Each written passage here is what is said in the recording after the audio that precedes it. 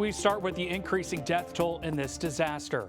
Governor Abbott getting a firsthand look at the devastation in Kirk County today on an aerial tour of the flood zone. Good evening, I'm Brennan Gurley. During a briefing, he announced 109 lives have been lost. That grim mark now surpassing the death toll from Hurricane Harvey when it hit Texas. And it's hard to believe, but it could get worse. The governor says 161 people are still unaccounted for.